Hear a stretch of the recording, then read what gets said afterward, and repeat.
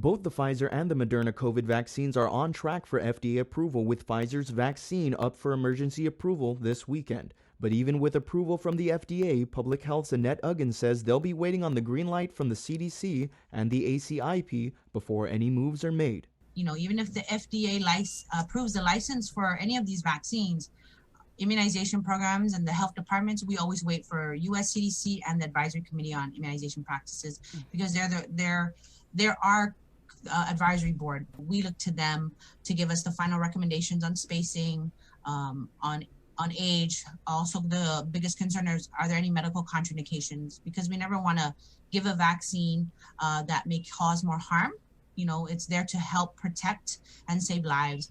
And according to Dr. Cabrera of the Physicians Advisory Group, age is going to play a factor on who will be eligible for the Pfizer vaccine.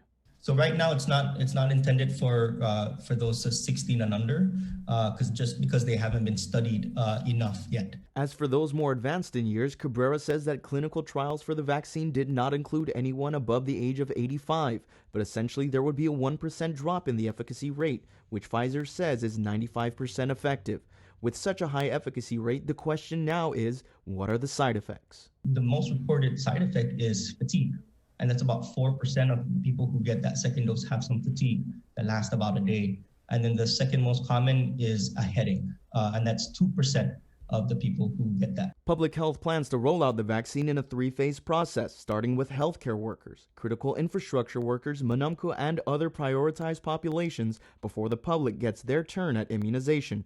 Aguon says the plan is based on national recommendations, but will be tailored to the needs of the island. So we get to tweak it a little bit, following national recommendations, and just kind of further sub-prioritizing if we need to, because of the limited doses that we are expecting. According to Aguon, the hope is to reach an ideal number of immunizations by next summer. But it will take several months. We anticipate all the way, hopefully until summer is what we're hearing right now, is to get enough people immunized.